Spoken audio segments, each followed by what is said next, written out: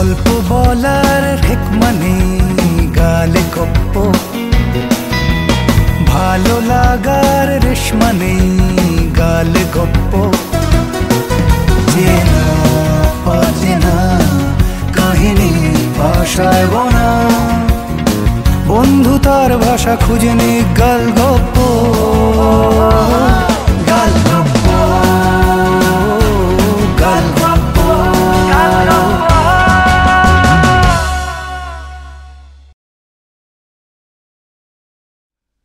গালগপ্পে নিয়মিত শোনাবো চেনা অচেনা মন ছুঁয়ে যাওয়া রোমাঞ্চকর সব গল্প।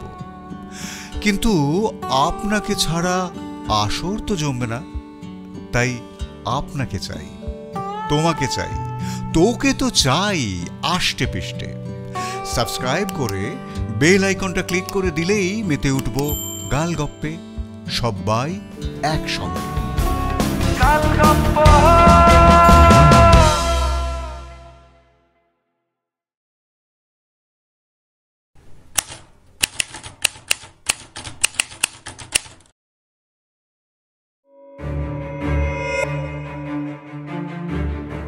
গালগপ্পে এখনকার গপ্প খেলার আড়ালে। রচনা ইপ্সিতা মিত্র, শব্দগ্রহণ অপু আইচ, আবহ বিশ্বদীপ বিশ্বাস, সামগ্রিক পরিকল্পনায় আমি দীপঙ্কর।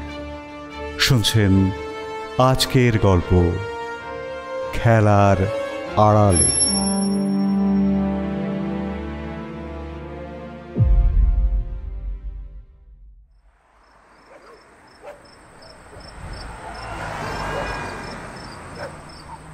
উফ, তুই যা খেলছিস না, আমি শিওর তুই চ্যাম্পিয়ন হবি।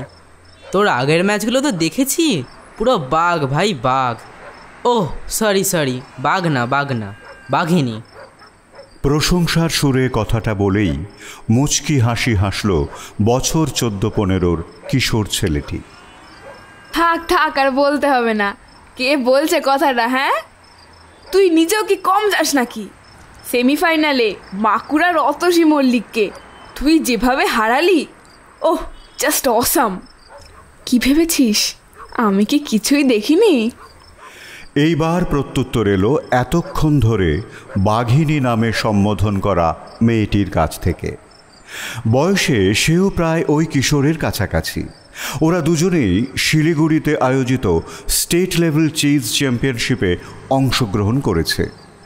একে অন্যকে টক্কর দিয়ে আগামীকাল দুজনের প্রতিদ্বন্দ্বী হিসেবে ফাইনালে মুখোমুখি হবে তারা। এরই মাঝে দুজনের মধ্যে গড়ে উঠেছে বেশ সুন্দর একটা সখ্যতা। দাবা খেলা নিয়ে একে অপরকে অনেক টিপসও শেয়ার করেছে তারা। কোন দাবাড়ুর খেলা দেখলে নিজেদের খেলা আরও ইমপ্রুভ করতে পারবে, ন্যাশনালে চান্স পেতে গেলে কতটা পরিশ্রম করতে হবে, নিজেদের দুর্বলতা কোনখানে সেটা খুঁজে বের করতে হবে ইত্যাদি দাবা খেলা সংক্রান্ত অনেক কথাই তারা আলোচনা করেছে রোজ। শুধু তাই নয়, তারা দুজনে রাজ্যের দু প্রান্তে থাকলেও ম্যাচের শেষে একে অন্যের বাড়ি ঘুরে আসবে বলে প্রমিসও করেছে। না বাবা, তোর কাছে আমি নস্যি, মন বলছে কাল তুইই জিতবি। এবার মন্তব্য ভেসে এলো কিশোরের কাছ থেকে। আরে সেটা তো কালকেই দেখা যাবে, এখন অত সব না ভেবে just focus on your game. দেখ, খেলায় তো হার জিত থাকেই, কিন্তু সেটা বড় কথা নয়। বড় কথা হলো ভালোভাবে পারফর্ম করা। আর জানিসই তো, অপোনেন্টকে বেশি মাস্কা লাগাতে নেই, এতে ফল কিন্তু হিতে বিপরীত হতে পারে। শেষের কথাটা বলেই হেসে উঠল এবার কিশোরী। যে হোটেলে রাজ্যের সমস্ত খেলোয়াড়রা উঠেছে সেই হোটেলেরই লনে বসে এতক্ষণ কথাবার্তায় মেতেছিল এই দুই কিশোর কিশোরী। রাত প্রায় 10টা বাজে। ম্যাচের আগের দিন সাধারণত সমস্ত খেলোয়াড়দের রাত 9টার মধ্যে ডিনার সেরে শুয়ে পড়ার নির্দেশ দেওয়া আছে। সেখানে ব্যতিক্রম ওরা দুজনে। ওদের কথাবার্তার মাঝেই হঠাৎ সেখানে হাজির হয় আর একটি কিশোর ছেলে। ওকে ওরা দুজনেই চেনে। ছেলেটির নাম দীপেন্দু, পূর্ব মেদিনীপুর থেকে এসেছে। কোয়ার্টার ফাইনালে খুব বাজেভাবে হেরে গিয়েছিল ছেলেটি। চাইলে সে বাড়ি ফিরে যেতে পারত, হয়তো ফাইনালের রেজাল্ট অবধি ওয়েট করছে বলেই এখনো যায়নি। দীপেন্দু এসেই প্রথমে দুজনের হাতে দুটো চকলেট ধরিয়ে দিল। আরে চকলেট কিসের জন্য? অবাক হয়ে প্রশ্ন করে বসে কিশোরী। আজ আমার জন্মদিন ছিল, তাই সবাইকে চকলেট দিয়েছি আমি, শুধু তোমরা দুজনই বাকি রয়ে গেছিলে। এখন দেখলাম তোমরা এখানে বসে আছো, তাই তোমাদেরও দিয়ে গেলাম। উত্তর এলো বন্ধু দীপেন্দুর কাছ থেকে। ওহো, তাই নাকি? তোমার জন্মদিন আজ? আরে হ্যাপি বার্থডে। সোৎসাহে উইশ করল কিশোরী। Happy birthday to you Dipendu, ভালো থেকো। এবার উইশ জানালো আগের কিশোর ছেলেটি। থ্যাংক ইউ বলেই সেখান থেকে চলে গেল দীপেন্দু। এই চল চকলেটটা খাই। এখন এত রাতে চকলেট খাবি? কোচ স্যার জানতে পারলে কিন্তু প্রবলেম হবে।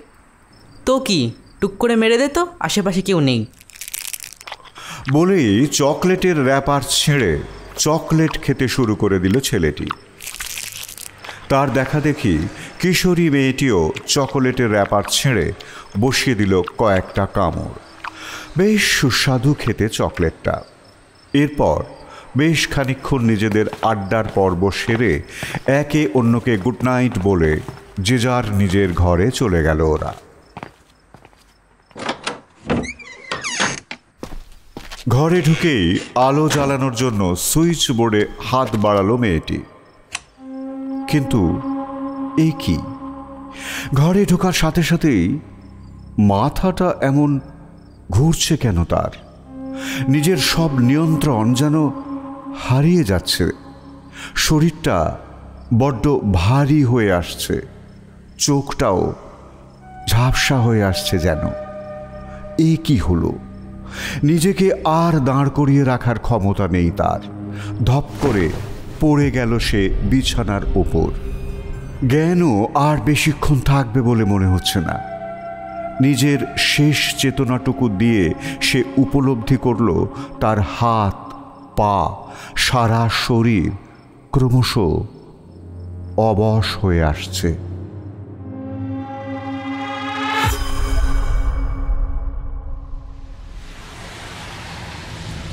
এর পরের ছবিটা 2023 সালের এক বর্ষণমুখর রাত। অবিশ্রান্ত বাড়িধারা আর মুহুর্মুহু বজ্রপাতে প্রকৃতির যেন এক তাণ্ডব লীলা চলছে। তবু সব তাণ্ডব উপেক্ষা করে গাড়ি ড্রাইভ করে চলেছে সাক্ষ্য। সে চলেছে তার প্রেয়সীর কাছে। আজ রাতে তার গোপন অভিসার ভেবেই তার শরীরে শিহরণ জাগছে যেন।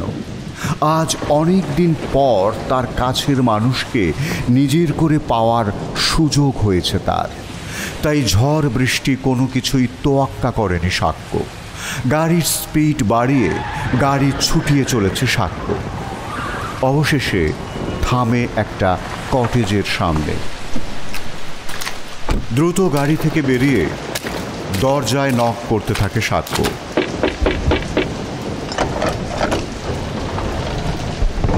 তার নক করার সাথে সাথেই খুলে যায় দরজা। সাক্ষ্য ভেতরে ঢুকে যায়। তার প্রেমিকাকে দেখার জন্য মরিয়া হয়ে উঠেছে সে। কিন্তু কিন্তু এ কি, সে কোথায় ঢুকেছে? এখানে কি মানুষ থাকতে পারে? মনে হচ্ছে যেন এক গভীর গুহায় প্রবেশ করেছে। দূর থেকে ভেসে আসছে একটা মন্ত্র উচ্চারণের শব্দ। কে কে এই মন্ত্র বলছে? একটু ঘাবড়ে যায় সাক্ষ্য। ধীর পায়ে এগিয়ে যায় সে। তারপর সে অবলোকন করে একটা কাঠের আসনে বসে রয়েছে এক নারী। কি ভয়ঙ্কর তার রূপ! এসো সাক্ষ্য, এসো, তোমার অপেক্ষাতেই তো ছিলাম। অদ্ভুত কণ্ঠে বলে ওঠে সে। কে কে তুমি? চমকে অস্ফুটে বলে ওঠে সাক্ষ্য। তোমার প্রেমিকা। হিসিস করে বলে উঠল এবার সেই নারী। ঠিক সেই সময় বাইরে প্রচণ্ড এক বজ্রপাতে কেঁপে উঠল চারপাশ।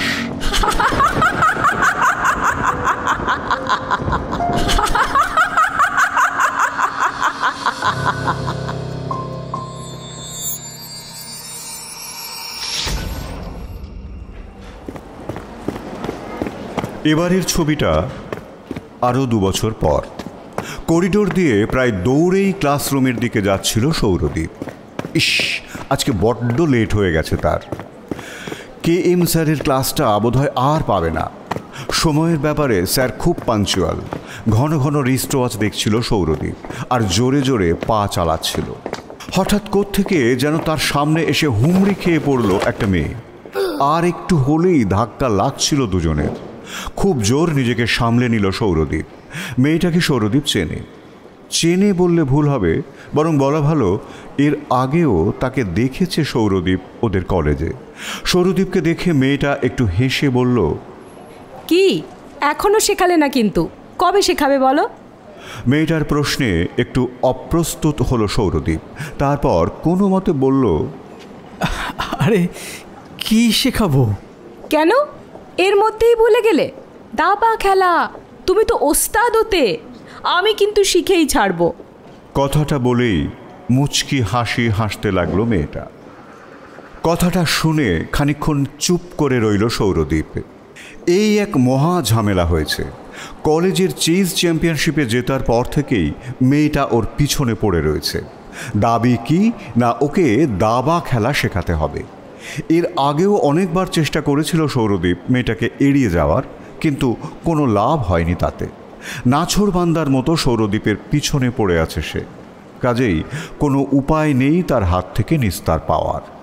সৌরদীপকে চুপ করে থাকতে দেখে মেয়েটা এবার বলে উঠল, কি বোবা হয়ে গেলে নাকি?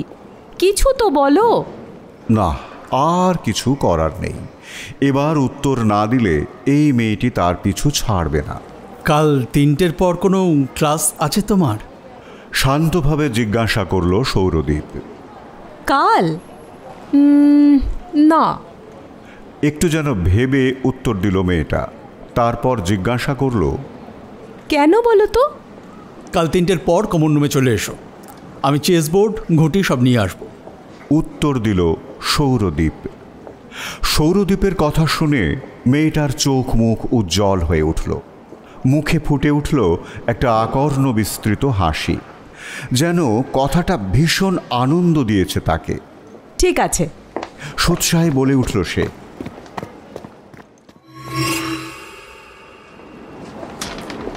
কথা রেখেছিল মেয়েটা। পরের দিন ঠিক কাঁটায় কাঁটায় 3টে বাজার সাথে সাথেই কমন রুমে এসে উপস্থিত হয়েছিল। সৌরদীপও অবশ্য কথার খেলাপ করেনি। শেখাবে বলে যখন কথা দিয়েছে তখন পিছিয়ে এসে লাভ নেই। দাবা খেলার সমস্ত সরঞ্জাম নিয়েই গিয়েছিল সৌরদীপ। মেয়েটা আসতেই শুরু করে দিল নিজের প্রশিক্ষণ।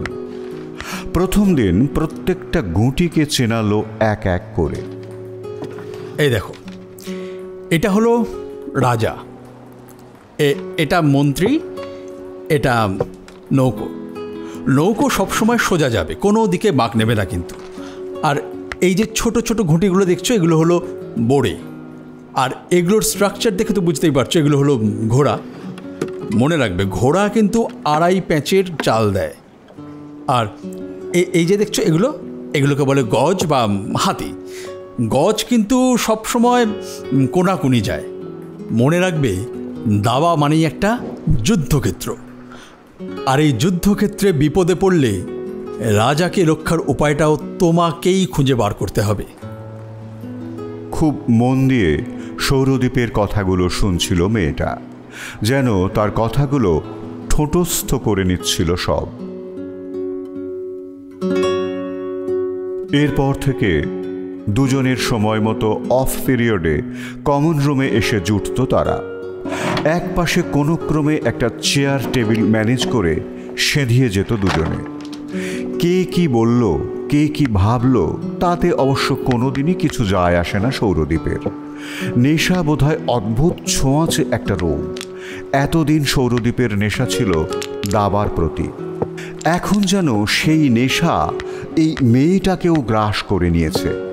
কিসের এক অমোঘ টানে যেন সে ছুটে আসে বারবার, আর সৌরদীপও যেন মেতে থাকে শেখাবার আনন্দে। এইভাবেই কাটতে লাগলো দিন। খেলাটা অবশ্য দুদিনেই শিখে গিয়েছিল মেয়েটা, তবু সৌরদীপের সাথে কয়েকটা দান না খেললে তার যেন মন ভরত না। এরপর থেকে সৌরদীপও যেন অপেক্ষা করতে লাগলো কখন ওই মেয়েটা আসবে। সাদা কালো চৌকো খোপকাটা বোর্ডটার ওপারে চলতো অযথা কিছু বাক্যালাপ। সেদিন যেমন জিজ্ঞাসা করেই বসল সৌরদীপ,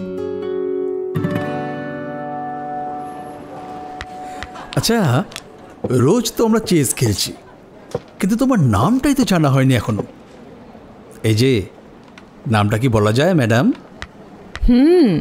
মেয়েদের নাম জানার দেখছি খুব শখ। তা সব মেয়েদেরই কি এভাবে নাম জিজ্ঞেস করা হয়? ভ্রু কুঁচকে উত্তর দিল মেয়েটা। সৌরদীপ ভ্যাবাচাকা খেয়ে বলে ওঠে, না না, তুমি যেমনটা ভাবছো তেমনটা একদম নয় কিন্তু। ওহো, তো আমি কি ভাবছি তুমি বুঝে গেলে? বলেই হো হো করে হেসে উঠল সে। সৌরদীপ পড়ল একটু অপ্রস্তুতে। মেয়েটার নাম জিজ্ঞাসা করে কি কোনো অন্যায় করে ফেলল নাকি সে? ঠিক এই সময়ে কমন রুমে দৌড়ে এলো আর একটি মেয়ে, বোধহয় সৌরদীপের এই ছাত্রীর বান্ধবী। কিঙ্কিনি, তুই এখানে? আর আমি তোকে সারা কলেজ খুঁজে বেড়াচ্ছি, ফোনটাও তো ধরছিস না। ওহো সরি, সাইলেন্ট ছিল, বুঝতে পারিনি রে। যাকগে, এখন চল, সেমিনার অ্যাটেন্ড করবি না? আমাদের ডিপার্টমেন্টে একটা সেমিনার আছে তো আজ। তুই এগো, আমি আসছি। ডাকতে আসা মেয়েটি চলে যায়। এবার নিজের ব্যাগটা নিয়ে ওঠার তোড়জোড় শুরু করে সৌরদীপের ছাত্রী। এতক্ষণ সৌরদীপ চুপ করেই ছিল, এবার একটু ঠাট্টার ছলে বলে ওঠে, কিঙ্কিনি। তাহলে তোমার নাম হচ্ছে কিঙ্কিনি। দেখো, নামটা কিন্তু জেনেই গেলাম। আসছি বলে ঘর থেকে বেরিয়ে গেল Kinkini. Kinkini Chatterjee, first year, psychology department. কিঙ্কিনির বাবা মা বছরখানেক আগে একটা কার অ্যাক্সিডেন্টে মারা যান। এখন ও একাই থাকে বাড়িতে। কলকাতায় তেমন আত্মীয় স্বজন নেই ওদের। নিজে চকলেট বানিয়ে বিক্রি করে পড়াশুনোর খরচ চালায়। এছাড়া বাবার জমানো পুঁজি যা আছে তাতেও ওর একার খেয়ে পড়ে থাকার জন্য যথেষ্ট। বাড়িতে আর কেউ না থাকায় সমস্ত কাজ ওকে একাই করতে হয়। বাজার হাট করা, কাপড় কাচা, বাসন মাজা, ঘরদোর পরিষ্কার করা, রান্না করা, সব কিছু। সৌরদীপ নিজের সোর্স লাগিয়ে আপাতত কিঙ্কিনির ব্যাপারে এই ইনফরমেশনগুলো জোগাড় করতে পেরেছিল। কথাগুলো শুনে খুব কষ্ট হয়েছিল সৌরদীপের। এত প্রাণবন্ত একটা মেয়ে, অথচ ওর জীবনেও কত গভীর দুঃখ। দেখে কিন্তু বোঝা যায় না ওকে কত স্ট্রাগল করে বেঁচে আছে কিঙ্কিনি। ওর থেকে তো সৌরদীপ সহস্র গুণে ভাগ্যবান। বাড়িতে তো জল গড়িয়ে অবধি খেতে হয় না তাকে। রাত জেগে পড়লে কফির কাপ মুখের সামনে এনে ধরে দেয় মা। বাজার দোকানের দায়িত্বটাও এখন বাবার জিম্মাতেই আছে। সে তো তার মানে স্বর্গ সুখে আছে। এই গোটা শহরে কিঙ্কিনি পুরো একা। একা একটা মেয়ের পক্ষে বাঁচা যে কতটা কঠিন সৌরদীপ বোঝে সেটা। সমাজের লোলুপ দৃষ্টি, চিল শকুনের মতো আক্রমণ, এই সব ঝড়ঝাপটা সামলে চলতে হয় যে। কিঙ্কিনির ব্যাপারে এই সমস্ত ভাবলেই সৌরদীপের মনটা বিমর্ষতায় ভরে ওঠে। বেশ কিছুদিনের মধ্যেই সৌরদীপ আর কিঙ্কিনি গুরু শিষ্যার সম্পর্ক থেকে বেরিয়ে একটা সুন্দর বন্ধুত্বের বন্ধনে আবদ্ধ হলো। সোশ্যাল মিডিয়ায় একে অপরকে ফলো করা, হোয়াটসঅ্যাপ নাম্বারের আদান প্রদান, কন্ট্যাক্ট লিস্টে অ্যাড, সবই চলল একে একে কালের নিয়মে। তারপর রাত হলেই দুজনের চ্যাট বক্স ভরে উঠত অযথা কিছু আলাপচারিতায়। ঘন্টার পর ঘন্টা চলতো কথা বলা, সারাদিনের জমানো গল্পের ঝুলি খুলে বসা, প্রত্যেকটা আবেগ, প্রত্যেকটা অনুভূতি শেয়ার করা। এইভাবেই নিজের অজান্তেই কখন যেন হৃদয়ের দ্বারটি উন্মুক্ত করে দিয়েছিল সৌরদীপ। তার সবটা জুড়ে তখন বিরাজ করছে যেন শুধুই কিঙ্কিনি।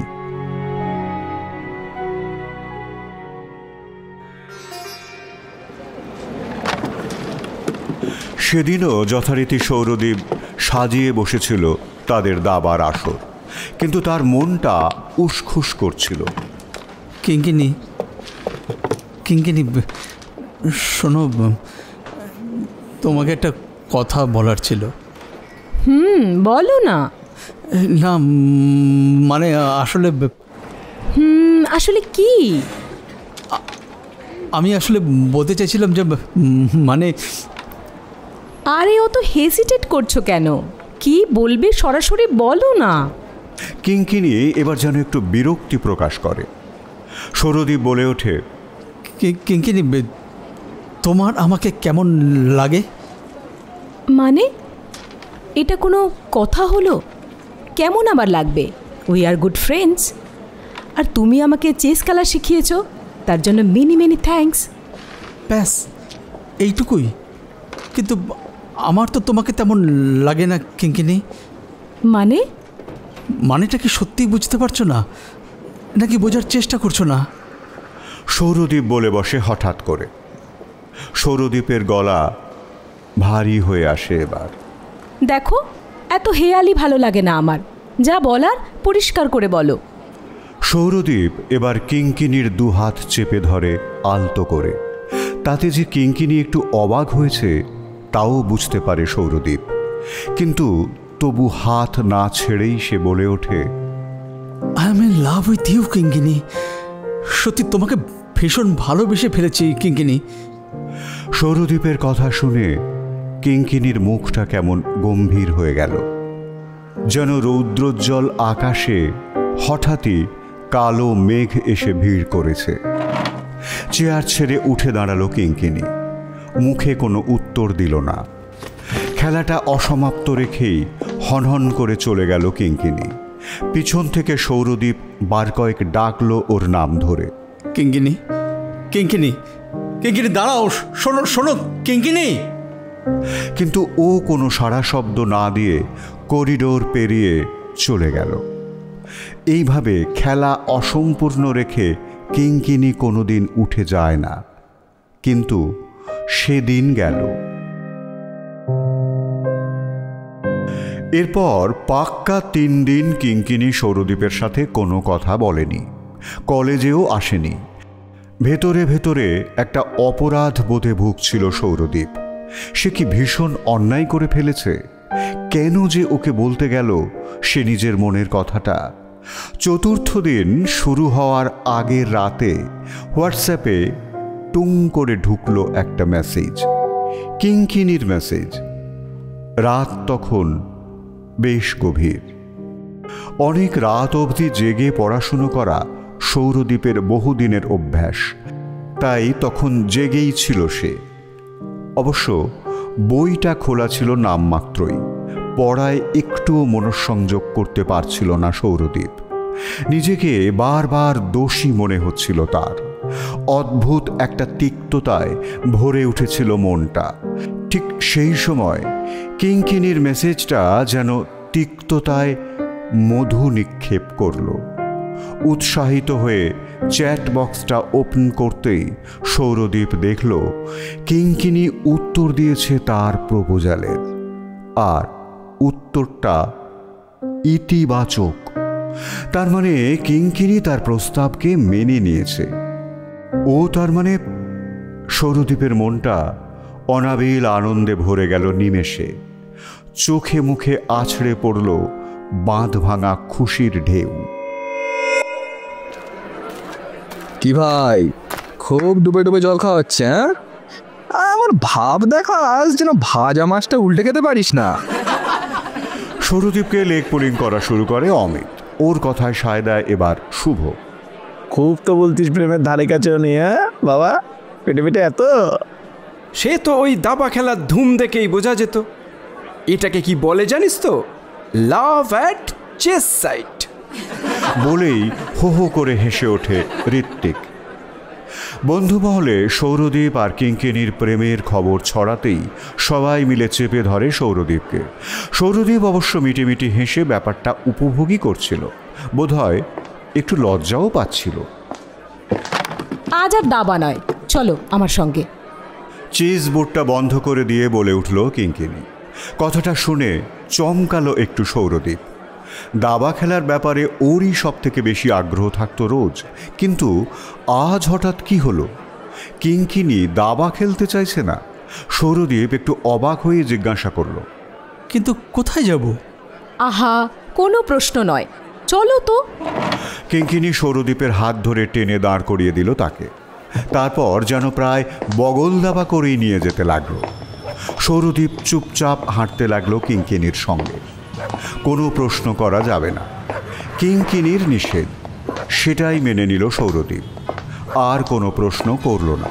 প্রেয়সীর একটু আবদার না হয় রাখলো। কিঙ্কিনী একটা ক্যাব বুক করে নিল। যথাসময়ে ক্যাব এলে সৌরদীপকে উঠতে বলল ভেতরে, তারপর নিজেও উঠে বসল। সৌরদীপের খুব কাছ ঘেঁষে বসল কিঙ্কিনী। ওর একটা উরু সৌরদীপের উরুকে স্পর্শ করেছে। টর্ন জিন্সের ফাঁক দিয়ে দৃশ্যমান হচ্ছে ওর হাঁটুর কিছু অংশ। ওর গা থেকে ভেসে আসছে একটা মিষ্টি গন্ধ, বোধহয় বেশ দামি পারফিউমের গন্ধ। কিঙ্কিনীর চুলগুলো অল্প অল্প উড়ছিল হাওয়ায়। মন্ত্রমুগ্ধের মতো তাকিয়েছিল সৌরদীপ সেই দিকে। কিঙ্কিনীর হাতে নিজের সমস্ত আঙুল ছুঁয়ে মুষ্টির মধ্যে চেপে ধরল সৌরদীপ ওর হাতটা। একবার আর চোখে তাকিয়ে মৃদু একটু হাসল কিঙ্কিনী, কিন্তু কোনো বাধা দিল না সৌরদীপকে। বেশ কিছুক্ষণ পর ক্যাব তার গন্তব্যে এসে থামল। ক্যাব থেকে নামতে নামতে সৌরদীপ বলে উঠল, এবার তো বলো, কোথায় এলাম আমরা? রোজ রোজ কি আর কমন রুমে বসে দাবা খেলতে ভালো লাগে? আজ না হয় আমার বাড়িতেই একটু দাবা খেলা হোক। মুখ টিপে হেসে দুষ্টুমি ভরা কণ্ঠে বলে উঠল কিঙ্কিনী। ওর বাড়ি? কিঙ্কিনী তার মানে ওর বাড়িতে নিয়ে এসেছে সৌরদীপকে?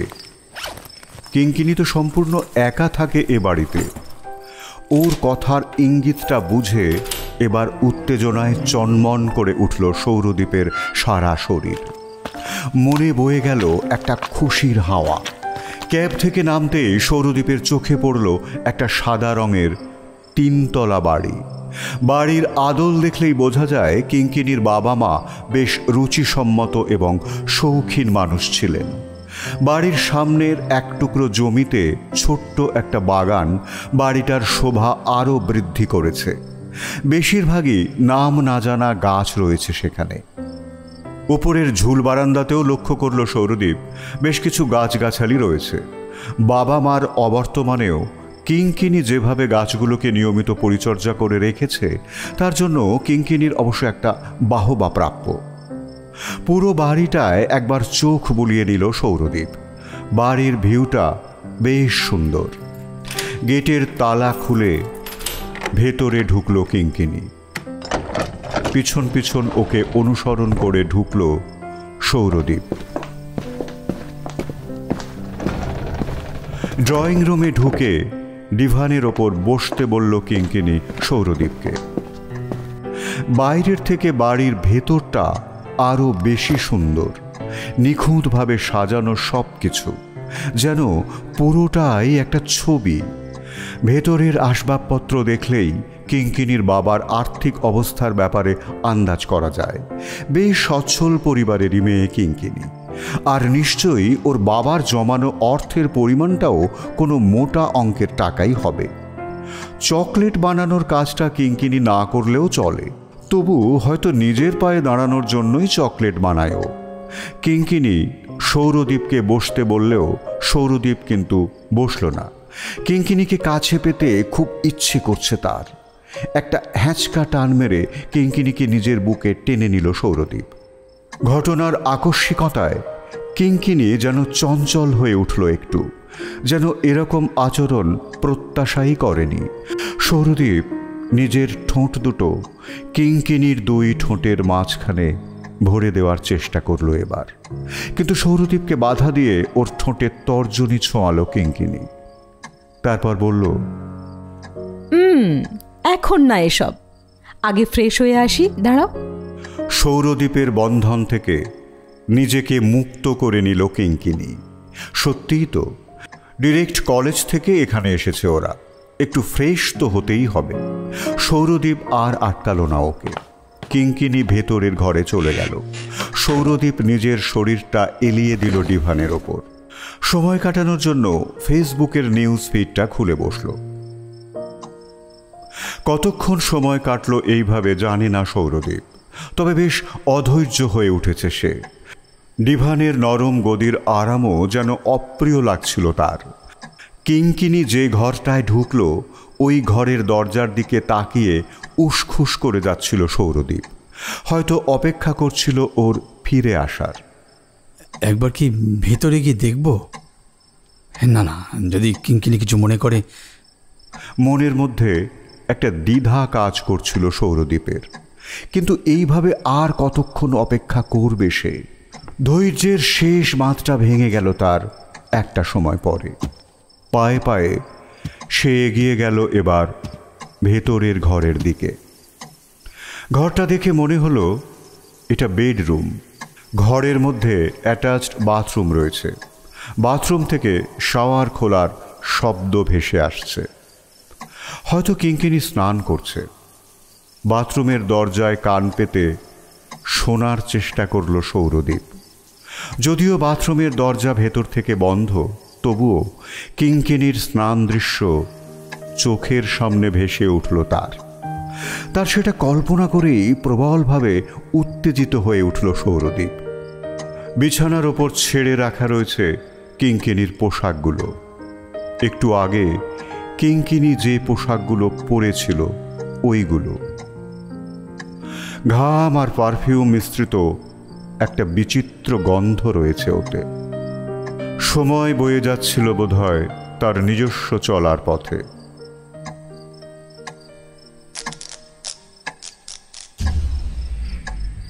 হঠাৎই সারা ঘরের আলো নিভে গেল ঝুপ করে। কেসটা কি হলো?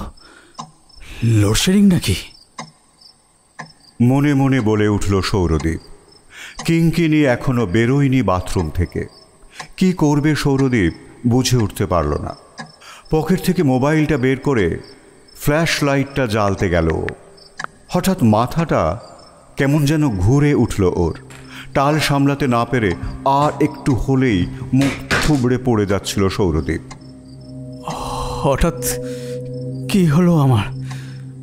দিব্যি তো ছিলাম, মাথা ঘুরছে কেন? শরীর টরীর খারাপ হলো নাকি?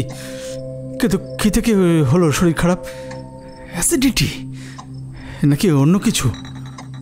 তারপর মনে হলো তার না, শুধু সৌরদীপ একা নয়, তার সাথে সাথে পুরো ঘরটাই যেন ঘুরছে। ঘরের প্রত্যেকটা জিনিস যেন পাক খাচ্ছে ওই ঘূর্ণায়মান গতির সঙ্গে। অন্ধকারের মধ্যেই টের পেল সে ঘরের চেহারাটা যেন বদলে যাচ্ছে ধীরে ধীরে। এসব কি হচ্ছে হঠাৎ? ভূমিকম্প নাকি? না, এটাকে ঠিক ভূমিকম্প বলা যায় না। তবে যা হচ্ছে সেটা মোটেও স্বাভাবিক কিছু নয়। কিছুক্ষণ পর সব কিছু স্থির হয়ে গেল, কিন্তু আলো জ্বলেনি এখনো। মোবাইলের ফ্ল্যাশ লাইটটা আর একবার জ্বালার চেষ্টা করল সৌরদীপ, কিন্তু জ্বলল না সেটা। ডিসপ্লে স্ক্রিনে আবছা আলোয় ঘর থেকে বেরোনোর চেষ্টা করল সৌরদীপ, কিন্তু সাথে সাথেই একটা কিছুর সাথে যেন ধাক্কা খেল সে। বস্তুটা কি সেটা দেখবার চেষ্টা করল সৌরদীপ। সে দেখল একটা মূর্তি, আকারে বেশ বড়, ঠিক একটা মানুষের মতো লম্বা। কাছে গিয়ে দেখতেই সৌরদীপ বুঝল মূর্তিটা তো একটা মানুষেরই, একজন যুবকের। আর আর মূর্তিটা তো চকলেট দিয়ে তৈরি। কিন্তু এটা কার মূর্তি? ভীষণ চেনা চেনা লাগছে সৌরদীপের। কিঙ্কিনি যে চকলেট বানায় সেটা তো জানতো সৌরদীপ, কিন্তু ও যে চকলেট দিয়ে এত সুন্দর মূর্তি বানায় তা তো জানা ছিল না ওর। কি অপূর্ব হাতের কাজ, যেন মনে হচ্ছে জীবন্ত কেউ দাঁড়িয়ে আছে, তার সারা গায়ে চকলেটের প্রলেপ দেওয়া। এত চমৎকার শিল্পসত্তা কিঙ্কিনির, এ তো সত্যিই প্রশংসনীয়। হঠাৎ সৌরদীপ দেখল পুরো ঘরটায় ছড়িয়ে পড়েছে এক হলুদাভ আভা। সেই আভার উৎস খুঁজতে গিয়ে আবিষ্কার করল ঘরের ঠিক মাঝখানে জ্বলছে একটা বড় সাইজের মোটা মোমবাতি। সেই মোমবাতির দপদপে লেলিহান শিখায় সারা ঘর আলোকিত হয়ে উঠেছে। কে কে জ্বাললো মোমবাতিটা? কিঙ্কিনি? কিন্তু ও বাথরুম থেকে বেরোলো কখন? মোমবাতির আলোয় এবার দেখতে পেল সৌরদীপ যে মূর্তিটায় সে ধাক্কা খেয়েছিল ওই রকম আরও অনেক মূর্তি রয়েছে ঘরটাতে। সব কটা মূর্তি চকলেট দিয়ে তৈরি। পুরো ঘরটা যেন একটা কাঠের ঘরে পরিণত হয়েছে। দেওয়াল, মেঝে, সিলিং সব যেন কাঠের। কই, যখন ঘরে ঢুকলো সে তখন তো এরকম ছিল না ঘরটা। তাহলে এসব কি ঘটছে কিছুই মাথায় ঢুকছিল না সৌরদীপের। তবে ও বেশ ঘাবড়ে গিয়েছিল। কি দেখছো ওইভাবে? এসো, আমরা তো এখন খেলতে বসবো, চলো খেলা শুরু করি। সহসা একটা মেয়েলি কণ্ঠস্বরে চমকে পিছন ফিরে তাকালো সৌরদীপ। পিছন ঘুরে দেখল মোমবাতিটার পাশে একটা দাবার বোর্ড রাখা। তবে সাধারণ দাবার বোর্ডের মতো নয়, প্রকাণ্ড তার আকৃতি। যেন একটা কাঠের তক্তা পাতা রয়েছে, আর সেই তক্তার ওপর সাদা কালো চৌকো খোপ কাটা রয়েছে। এত বড় চেজ বোর্ড সে জীবনে দেখেনি। এতই বিশাল তার আকার যে তার ওপর 4-5 জন মানুষ অনায়াসেই শুয়ে পড়তে পারে। কাঠের তক্তাটার এক প্রান্তে বিয়ের পিঁড়ির মতো একটা আসনে কিঙ্কিনি বসে রয়েছে। পরনে একটা অদ্ভুত পোশাক ওর, অনেকটা আলখাল্লার মতো। অসংখ্য তাপ্পি মারা রয়েছে ওর ওই পোশাকটায়। কিঙ্কিনির চুলটাও যেন কেমন অদ্ভুত দেখতে লাগছে, যেন বহুকাল চুল না আঁচড়ানো জটাধারী কোনো মহিলা। মুখে একটা অদ্ভুত বাঁকা হাসি ওর। কিঙ্কিনির ওই রূপ দেখে এবার সৌরদীপের বেশ ভয় করতে শুরু করলো। গলা শুকিয়ে কাঠ হয়ে আসছে। কোন রূপ কিঙ্কিনির? ওটা কি আদৌ কিঙ্কিনি নাকি কোনো মায়াবিনী? আর এত সব আয়োজনই বা কখন করলো কিঙ্কিনি? কাঠের তক্তাটার এক পাশে একটা কাঁচের গোল জার রাখা, তার মধ্যে রয়েছে বেশ কিছু রাংতা কাগজ, অনেকটা চকলেটের র্যাপার যেমন হয় সেই রকম। হঠাৎ করে কী সব যেন মন্ত্র উচ্চারণ করতে শুরু করলো কিঙ্কিনি। ভীষণ দুর্বোধ্য সেই ভাষা। সৌরদীপের কিছুই বোধগম্য হচ্ছে না। পলকে পলকে যেন চমক লাগছে সৌরদীপের। কি হলো? এসো, দাবা খেলতে বসবে না বুঝি? মন্ত্র উচ্চারণ থামিয়ে কিঙ্কিনি আবার বলে উঠল, কিন্তু ওর কণ্ঠস্বরটা ভীষণ অদ্ভুত শোনালো। দাবা? দাবা খেলবো? ভয়ার্ত কণ্ঠে কোনো মতে কথাটা বলল সৌরদীপ। তার কথা শুনে কিঙ্কিনি একটা আকাশ ফাটানো হাসি হেসে উঠল।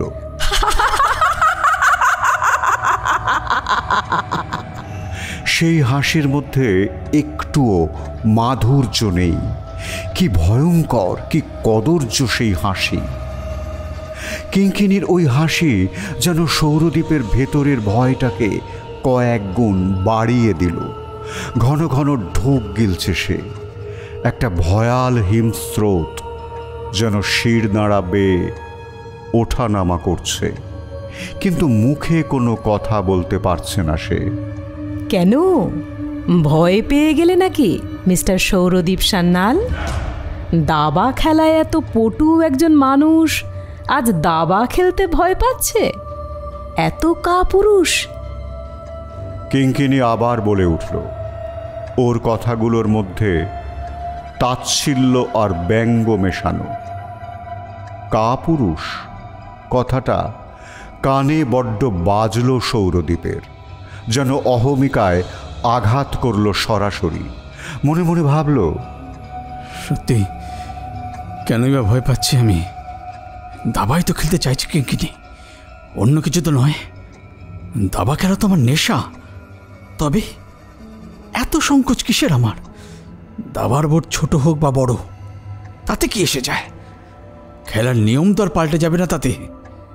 চোয়ালটা একটু শক্ত করে বলল এবার সৌরদ্বীপ। ভয় পাবো কেন?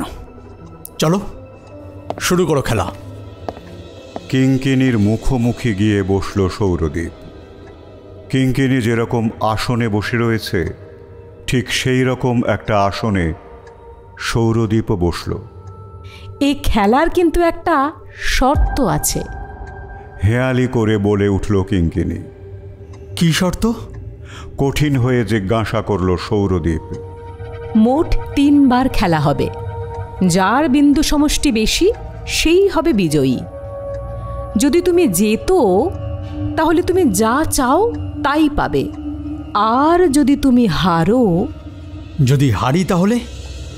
কিঙ্কিনির মুখের কথা কেড়ে নিয়ে প্রশ্ন করল সৌরদ্বীপ। যদি হারো তাহলে তোমাকে চকলেট খেতে হবে। রহস্যময় উত্তর দিল কিঙ্কিনি। চকলেট? চকলেট খেতে হবে? এ আবার কেমন শর্ত? শুনতে একটু বোকা বোকা লাগলেও রাজি হয়ে গেল সৌরদ্বীপ।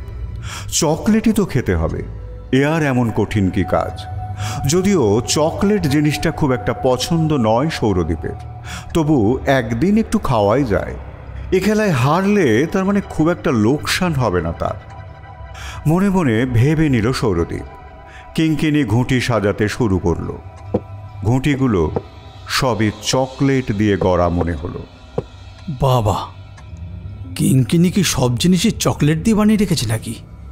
সত্যি কি অদ্ভুত মেয়ে রে বাবা।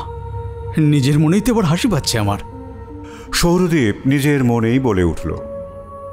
এক একটা ঘুঁটি আকারে প্রায় 1 হাতের মতো লম্বা। শুরু হলো প্রথম দফার খেলা।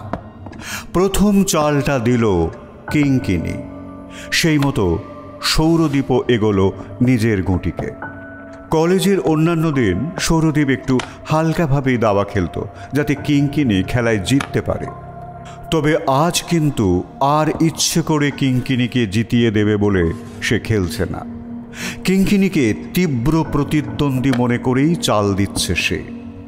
আর কিঙ্কিনি তো বলেইছে সৌরদ্বীপ জিতলে যা চাইবে তাই পাবে। যদিও জিতে যায় তাহলে তাহলে কিঙ্কিনিকেই চেয়ে নেবে সে, একদম নিজের করে। মিলনের কাঙ্ক্ষিত বাসনা উঁকি দিচ্ছে তার মনে। কামনার আগুনে দগ্ধ হয়ে যাচ্ছে সৌরদ্বীপের সারা হৃদয়। পুরো দমে খেলছে সৌরদ্বীপ। বহু মারপ্যাঁচ কষে দিচ্ছে এক একটা চাল। বোর্ডটা আকারে অনেক বড় হওয়ায় বারবার ঝুঁকে ঝুঁকে দান দিতে হচ্ছে তাকে। ঘুঁটিগুলো চকলেট দিয়ে তৈরি বলে হাতে চকলেটের চ্যাটচেটে আঠালো প্রলেপ লাগছে। আজ তাকে জিততেই হবে। জিতে গেলেই কিঙ্কিনি তার, শুধু তার। প্রথম রাউন্ডের খেলা বেশ অনেকক্ষণ ধরেই চলল। এই তো মক্ষম চালটা দিয়ে ফেলেছি। এবার কিঙ্কিনিকে পরাজয় স্বীকার করতেই হবে। জেতার আনন্দে যেন টকবক করে ফুটছে সৌরদ্বীপ। আরেকবার জাস্ট একবার, আর একবার জিতে গেলেই আমি বিজয়ী হয়ে যাব। প্রথম রাউন্ডের জয়ের পর কিঙ্কিনির মুখটা প্রচণ্ড রকমের কঠিন হয়ে গেল, যেন রোষানলে এক্ষুনি ফেটে পড়বে ও। তার মুখের দিকে বেশিক্ষণ তাকাতে পারল না সৌরদীপ। শুরু হলো দ্বিতীয় দফার খেলা। এবার প্রথম চালটা দিল সৌরদীপ। কিঙ্কিনি ক্রমাগত আক্রমণ করে চলেছে সৌরদীপকে। কিঙ্কিনিকে দেখে এখন কেউ বলবে না যে সৌরদীপের কাছেই সে একদিন এই খেলাটা শিখেছিল। সেই হিসেবে দেখতে গেলে সৌরদীপ তো ওর গুরু। নিজের গুরুকে হারাবে বলে মরিয়া হয়ে উঠেছে আজ কিঙ্কিনি। সৌরদীপকে হারাবার এত কিসের তাগিদ তার? এটা কি শুধুই ইগো, নাকি অন্য কিছু? নাকি শুধুই চকলেট খাওয়াতে চায় বলেই? তা এমনি চকলেট অফার করলে কি সৌরদীপ খেত না? তার জন্য এই দাবার ম্যাচের আয়োজন করা কি ছিল? সত্যি কখন যে কি করে বসে কিঙ্কিনি। এ যাত্রায় সৌরদীপ আর নিজেকে রক্ষা করতে পারল না। হয়তো একটু অন্যমনস্ক হয়ে পড়েছিল। এই রাউন্ডে জিতে গেল কিঙ্কিনি। তার মানে ম্যাচ এখন ড্র। দুই প্রতিপক্ষই এখন সমান সমান টক্কর দিচ্ছে। খেলার সময় তারা কেউ কোনো কথা বলছে না, শুধু খেলাতেই মনঃসংযোগ করার চেষ্টা করছে।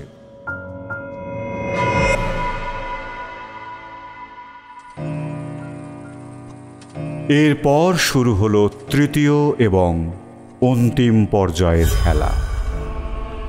এই রাউন্ডটা তো সৌরদীপকে জিততেই হবে, নইলে বিজয়ী হবে কি করে সে? আর বিজয়ী না হতে পারলে তো কিঙ্কিনিকে পাওয়া হবে না তার। আচ্ছা, আমি হঠাৎ এরকম কামুক হয়ে উঠছি কেন? আর কিঙ্কিনির ছেলে মানুষই কিংবা প্রশ্রয় দিচ্ছি কেন? এই যে দাবা দাবা করে কিঙ্কিনি এত বাড়াবাড়ি করছে, এটা কি ছেলে মানুষই নয়? আজ সন্ধ্যেটা তো আমরা অন্যভাবেও কাটাতে পারতাম, একদম নিজেদের মতো করে। আমি তো কিঙ্কিনির দাবা খেলার প্রস্তাবটাকে নাকচ করেই দিতে পারতাম, কিন্তু ওর আহ্বানের মধ্যে কিছু একটা ছিল যেটা উপেক্ষা করা আমার পক্ষে সম্ভব হয়নি। কিন্তু কি ছিল? যেন কোনো মায়া, যেন কোনো মোহময় হাতছানি। সৌরদীপ ভাবতে লাগলো মনে মনে। মন্ত্রমুগ্ধের মতো খেলে চলেছে সৌরদীপ। এখনো অবধি মাথা ঠান্ডা রেখে সঠিক চালই দিয়ে চলেছে সে। সৌরদীপের হাতটা পুরো চটচটে হয়ে গেছে চকলেটের ঘুঁটি ব্যবহার করার ফলে। খেলা শেষ হলে হাতটা ধুতে হবে ভালো করে, নইলে হবে না। Now checkmate, you lost the game Souradip Sanyal. অদ্ভুত ভঙ্গিতে কথাটা বলে উঠল কিঙ্কিনি। দীর্ঘ নীরবতার পর নিস্তব্ধতা ভাঙল যেন ও। কিন্তু এ কি, এত বড় ভুল কি করে করল সৌরদীপ? পুরো ভুল চাল দিয়েছে ও। ইস, এটা তো মারাত্মক ভুল। না, সে তো এত কাঁচা খেলোয়াড় নয়। যেন মনে হচ্ছে সৌরদীপ না, তার হয়ে অন্য কেউ এসে চালটা দিয়ে গেছে। এত বাজেভাবে হারবে সৌরদীপ ভাবতে পারেনি। কিঙ্কিনির মুখে যেন আত্মতুষ্টি দেখা যাচ্ছে। সৌরদীপ আর বিজয়ী হতে পারল না। ধুর, এত পরিশ্রম সব মাঠে মারা গেল। কিঙ্কিনি তো আর ধরা দেবে না আমার কাছে। তবু প্রস্তাবটা রাখতে ক্ষতি কি? আমিও তো ওর কথা রাখতে দাবা খেলতে বসলাম, আর ও আমার জন্য এইটুকু করতে পারবে না? কিঙ্কিনি উঠে দাঁড়ালো আসন থেকে। সৌরদীপও উঠল। পরাজয়ের গ্লানি এখন মাখতেই হবে তাকে। সো খেলার শর্ত অনুযায়ী তোমাকে এখন চকলেট খেতে হবে। নাও চকলেট খাও। ছাড়ো ছাড়ো কিঙ্কিনি। চকলেট ভর্তি মুখেই বলে উঠল সৌরদীপ। কিঙ্কিনি যেন জোর করেই সৌরদীপের মুখে চকলেট ঠেসে দিতে চাইছে। মুখে ধরছে না পুরোটা, তবু তার চোয়াল দুটো ধরে মুখের ভেতরে ঠেসে ঠেসে পুড়ছে ও চকলেট। এরকম অদ্ভুত আচরণ করছে কেন কিঙ্কিনি? ও কি পাগল হয়ে গেল নাকি? এ যেন সম্পূর্ণ অচেনা এক কিঙ্কিনি। এই কি আমার কিঙ্কিনি, আমার ভালোবাসার কিঙ্কিনি? না না না না, এ যেন অন্য কেউ। ওর চোখে কি ভয়ঙ্কর ক্রূরতা লুকানো। চকলেটের অর্ধেকটা ততক্ষণ চিবিয়ে ফেলেছে সৌরদীপ। না, সত্যি অপূর্ব স্বাদ, এটা স্বীকার করতেই হবে। কিঙ্কিনির হাতে জাদু আছে। তারপর আস্তে আস্তে টের পেল সৌরদীপ তার পাটা কেমন অবশ হয়ে যাচ্ছে। কোনো সার নেই যেন ওতে। কি হলো হঠাৎ? সৌরদীপ নিজের পায়ের দিকে তাকালো, আর তাকিয়েই চমকে উঠল। এ কি? তার কোমর থেকে পা পর্যন্ত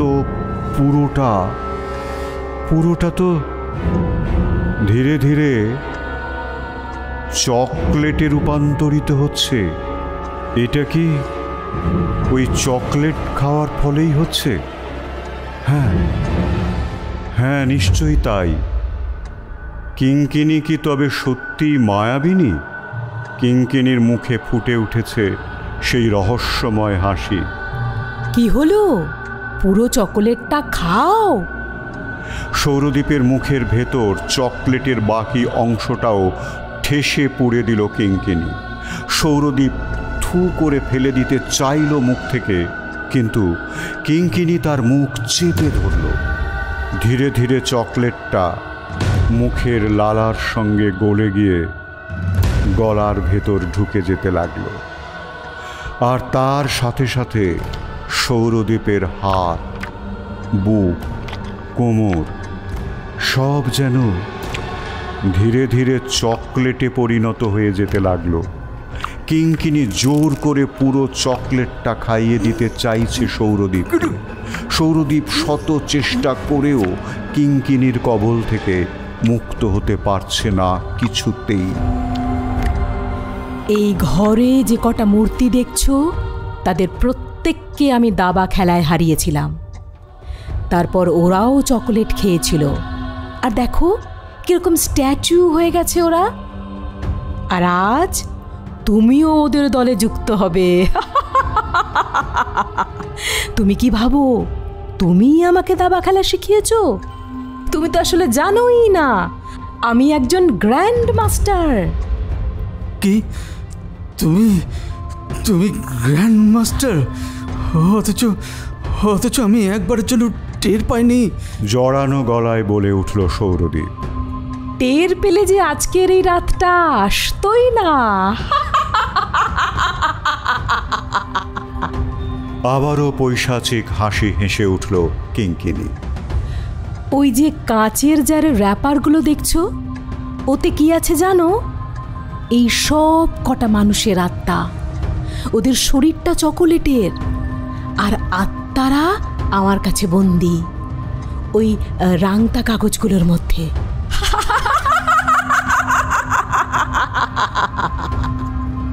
কথাগুলো বলে প্রকাণ্ড জোরে চিৎকার করে হেসে উঠল কিঙ্কিনি। কে? আত্মা? কিঙ্কিনি তবে সব মানুষের আত্মাকে টেনে বার করে নিজের কাছে বন্দি করে রাখে? কি ভয়ঙ্কর, কি পৈশাচিক ব্যাপার! তুমি কেন এমন করলে বলো আমার সাথে? আমি তোমার কি ক্ষতি করেছিলাম বলো বলো। সৌরদীপ কাঁপা কাঁপা গলায় বলে উঠল, না, তুমি ক্ষতি করনি।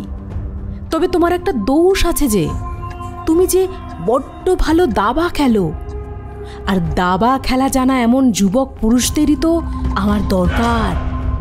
ক্ষতি তো সেদিন আমিও কিছু করিনি ওদের, তাও ওরা আমার সাথে কেন এমন করলো?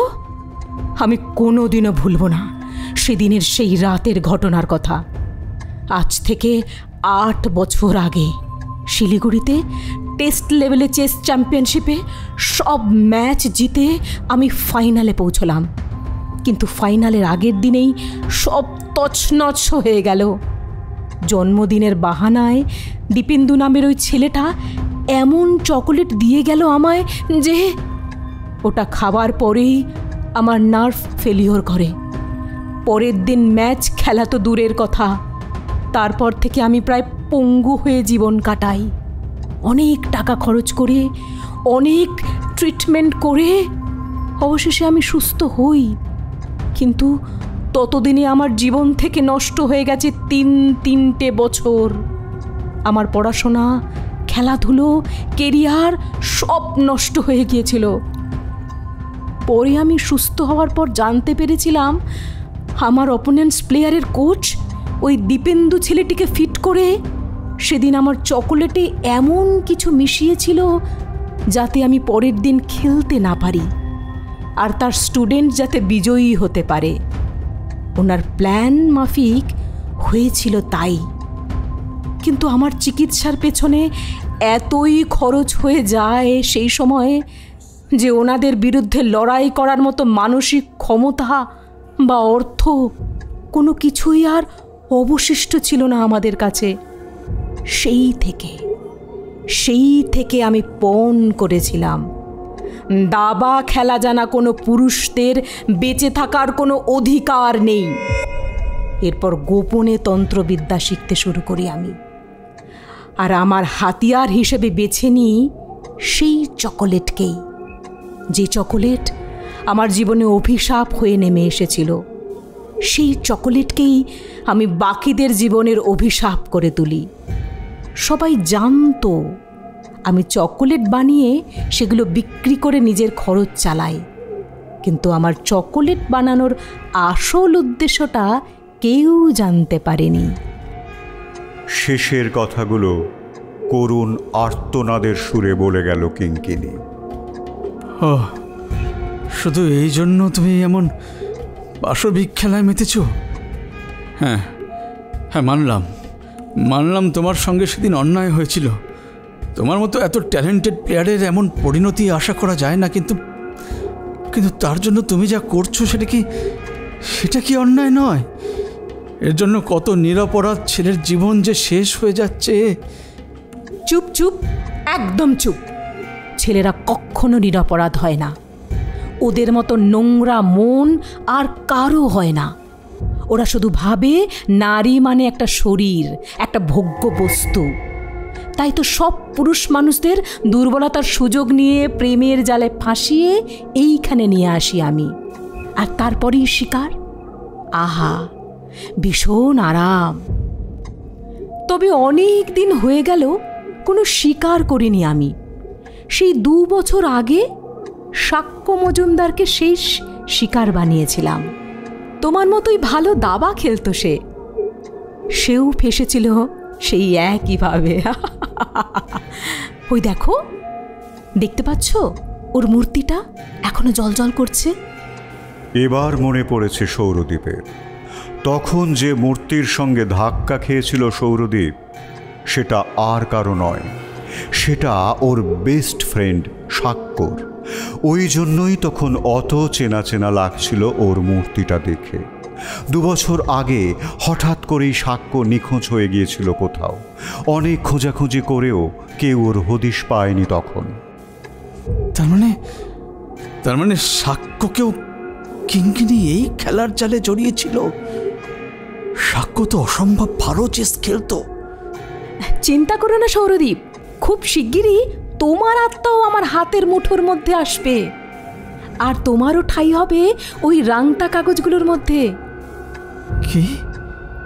কিঙ্কিনি তার মানে চকলেট খাইয়ে মানুষ মেরে ব্ল্যাক ম্যাজিক করে? কি ভয়ঙ্কর, কি নিষ্ঠুর কিঙ্কিনি! না, কিঙ্কিনি হতে পারে না, এক শয়তানি, এক পিশাচিনী, আমাকে যেভাবেই হোক শয়তানির হাত থেকে বাঁচতে হবে। মনে মনে ভাবল সৌরদীপ। কিঙ্কিনি মুঠো করে আর একটু চকলেট তুলে নিল। তারপর সৌরদীপের মুখের মধ্যে সেই চকলেট ভরে দেওয়ার জন্য মরিয়া হয়ে উঠল সে। দাঁড়াও কিঙ্কিনি, আমি জানি আজ আমি খেলায় হেরে গেছি। আমি জানি আমার খেলার শর্ত অনুযায়ী আমাকে চকলেট খেতেই হবে। হ্যাঁ, আমি সব চকলেট খেয়ে নেব। তুমি আমাকে চকলেটের মূর্তি বানিয়ে রাখতে চাও, তাই তো? বেশ, তাই হবে। কিন্তু তার আগে জাস্ট একবার একটা রিকোয়েস্ট রাখবে প্লিজ। কাতর কণ্ঠে বলল সৌরদীপ। সৌরদীপের কথায় কিছুটা দমে গেল কিঙ্কিনি। রিকোয়েস্ট? কি রিকোয়েস্ট? বিরক্ত হয়ে বলে উঠল কিঙ্কিনি। জানো তো কিঙ্কিনি, তোমাকে আমি সত্যি খুব ভালোবেসেছিলাম। জীবনে বোধহয় প্রথম কাউকে এত ভালোবেসেছিলাম। আমার কাছে তুমি কি ছিলে তা তুমি নিজেও জানো না কিঙ্কিনি। আহা, এসব ফিল্মি ডায়লগ বন্ধ করে কি বলতে চাও সেটা বলো। ফাঁসির আগে তো একজন অপরাধীকেও জিজ্ঞাসা করা হয়, বলো তার শেষ ইচ্ছা কি? আজকের খেলা জিতলে আমি কি চাইতাম জানো? আমি তোমাকে চাইতাম, তোমাকে নিজের করে নিতাম। এই রাতে তুমি আমি এক হয়ে এক মধুর মিলনে ভেসে যেতাম। কিন্তু সেসবের কিছুই তো হলো না। তাই একবার তোমাকে কাছে পেতে চাই। তোমার এই ঠোঁট দুটো আমার ঠোঁটের ছোঁয়া মেখে দিতে চাই। একটা স্মোচ, প্লিজ একটা স্মোচ আমাকে করতে দাও। আমি তো তোমার শর্ত মেনে নিয়েছি, বলো তুমি আমার এই ইচ্ছেটা রাখো প্লিজ প্লিজ। আরও বিরক্ত হয়ে ওঠে কিঙ্কিনি। আবেগ ঘন কণ্ঠে কথাগুলো বলে যাচ্ছিল সৌরদীপ। সৌরদীপের কথাগুলো শুনে কিছুটা যেন অন্যমনস্ক হয়ে যায় কিঙ্কিনি। কি হলো, চুপ করে আছো কেন কিঙ্কিনি? আমার এই শেষ ইচ্ছেটা রাখবে না তুমি? Silly boy, the bloody fool lover. ব্যাস এইটুকুই, শুধু এইটুকুই চাওয়া তোমার? বেশ, এ আর এমন কি ব্যাপার? তাচ্ছিল্যের সুরে বলে উঠল কিঙ্কিনি। তোমার যখন এটাই ইচ্ছে, বেশ তবে তাই হোক। Come to me Sourodip, come and touch my lips. ওহো, তোমার তো এখন নড়াচড়া করার ক্ষমতাও নেই। তোমার তো অর্ধেক শরীর এখন আমার চকোলেটের। ওকে ফাইন, আমি যাচ্ছি তোমার কাছে। কিঙ্কিনি এগিয়ে যায় সৌরদীপের দিকে। তারপর নিজের ঠোঁট দুটো বাড়িয়ে দেয় সৌরদীপের ঠোঁটের সামনে। সৌরদীপ যেন এই অপেক্ষাতেই ছিল। বুভুক্ষের মতো ঝাঁপিয়ে পড়ল যেন কিঙ্কিনির ঠোঁটের ভেতরে, আর শেষবারের মতো মেখে নিতে চাইল প্রেমের ছোঁয়া। এক দীর্ঘ প্রলম্বিত চুম্বনের পর্ব চলতে লাগল বহুক্ষণ। কিন্তু এসবের পিছনে সৌরদীপের আসল অভিসন্ধি বুঝতে পারে না কিঙ্কিনি। কিঙ্কিনি যতই ঘনিষ্ঠ হতে থাকে সৌরদীপের সঙ্গে, ততই যেন কিঙ্কিনির মুখ গহ্বরে প্রবেশ করতে থাকে চকোলেটের অংশ। সৌরদীপ যে পুরো চকলেটটা খায়নি, টাকরার নিচে লুকিয়ে রেখে দিয়েছিল চকলেটের কিছুটা অংশ, তা ঘুণাক্ষরেও টের পায়নি কিঙ্কিনি। নিজের ব্ল্যাক ম্যাজিকের প্রয়োগ নিজের ওপর করলে যে এর ফল সর্বনাশ হবে। সর্বনাশ। কিঙ্কিনি চেষ্টা করল সৌরদীপের কাছ থেকে নিজেকে সরিয়ে নেওয়ার, কিন্তু কি কিঙ্কিনির সারা শরীরে কোনো সার নেই কেন? যেন ওর শরীরটা একটা জড় পদার্থে পরিণত হয়েছে। সৌরদীপ তখনও তার প্রেমিকের ভূমিকা পালন করে চলেছে। বাইরে শুরু হয়েছে প্রচণ্ড ঝড়। না, সেটা ঝড় নয়, এক প্রবল অশনি সংকেত। কিঙ্কিনির গা, হাত, পা এবার চকলেটের হতে শুরু করেছে। আজ কিঙ্কিনি যেন নিজের জালে নিজেই জড়িয়ে গেছে। কিঙ্কিনির শরীরটা যতই চকলেটের হতে থাকে, অপরদিকে সৌরদ্বীপের শরীর থেকে এক এক করে গলতে শুরু করে চকলেটের অংশ। সৌরদ্বীপ শুধু সৌরদ্বীপের নয়, একে একে গলতে শুরু করে ওই ঘরের মধ্যে থাকা সমস্ত চকলেট মূর্তির চকলেটের অংশ। কিঙ্কিনি সব দৃশ্য চোখের সামনে দেখছে, কিন্তু কিছু করতে পারার ক্ষমতা তার নেই। আজ নিজেকেই তার ভীষণ অসহায় মনে হচ্ছে। ধীরে ধীরে সৌরদ্বীপের শরীরের সব চকলেটের অংশ গলে যায়। এই তো সৌরদ্বীপ এখন মুক্ত। এই তো সে তার হাত পা দিব্যি নাড়তে পারছে। কিঙ্কিনির বুক পর্যন্ত চকলেটে পরিণত হয়ে গেছে। খুব ভুল করছো সৌরদ্বীপ, খুব ভুল করছো।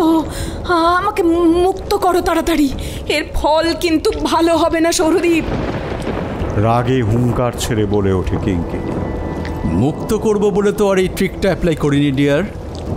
তুমি কি ভেবেছো তন্ত্রবিদ্যা তুমি একাই জানো? আমিও এই বিষয়ে খানিক পড়াশোনা করেছিলাম। আমি জানতাম যে ব্ল্যাক ম্যাজিক করে তার উপরে যদি তার নিজের ব্ল্যাক ম্যাজিক প্রয়োগ করা হয় তাহলে তাকে কাবু করা সম্ভব। এখন তুমি নিজেই নিজের ফাঁদে পড়েছ কিঙ্কিনি। এতদিন ধরে অনেক মানুষ মারার খেলা খেলেছ। তীব্র ঘৃণায় বলে ওঠে সৌরদ্বীপ।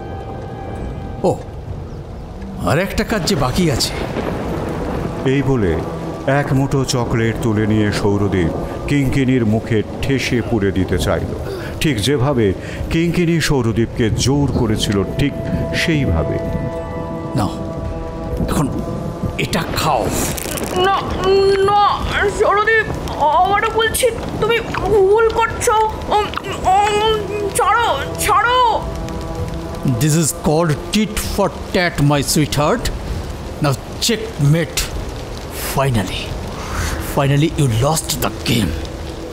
কথাগুলো বলে নিজের হাতের সব চকলেট খাইয়ে দিল সৌরদ্বীপ কিঙ্কিনিকে।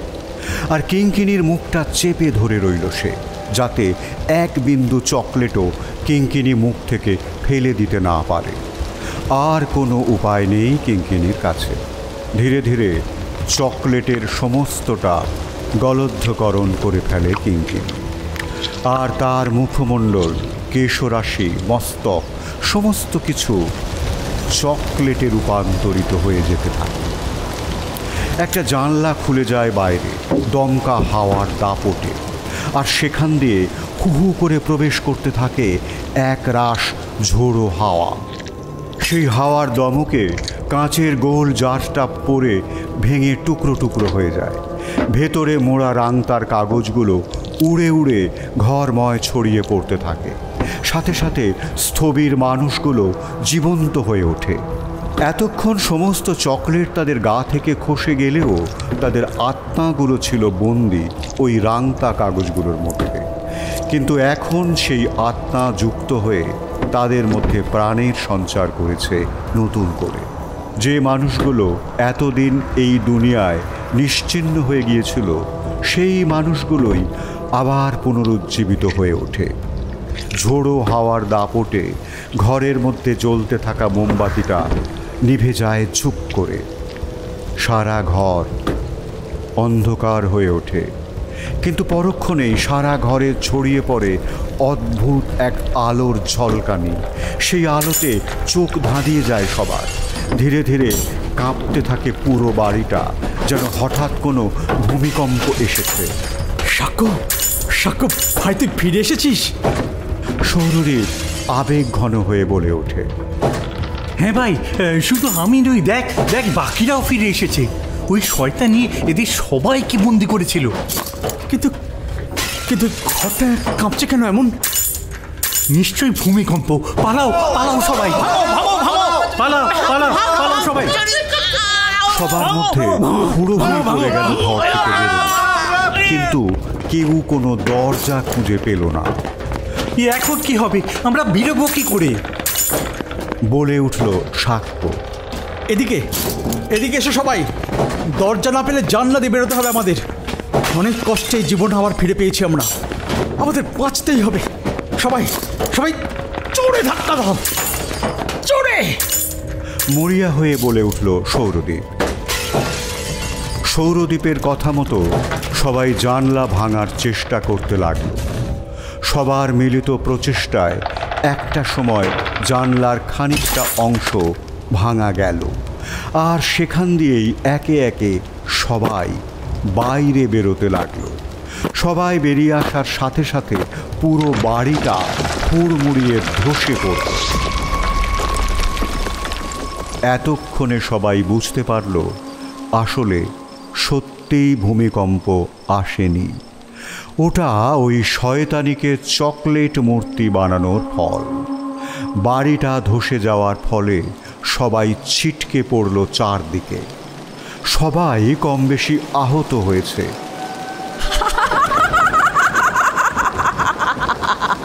সেই অবস্থাতেই সবাই দেখল একটা তীব্র আলোর ঘূর্ণি পাক খেতে খেতে ঘুরে চলেছে, আর সেখান থেকে ভেসে আসছে একটা খসখসে কণ্ঠস্বর।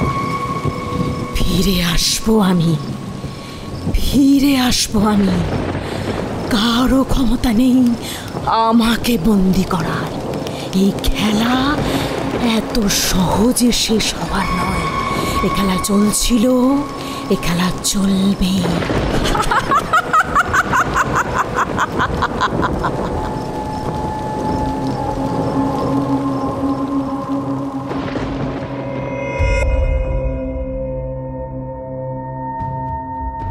শুনছিলেন ইপ্সিতা মিত্রের গল্প খেলার আড়ালে।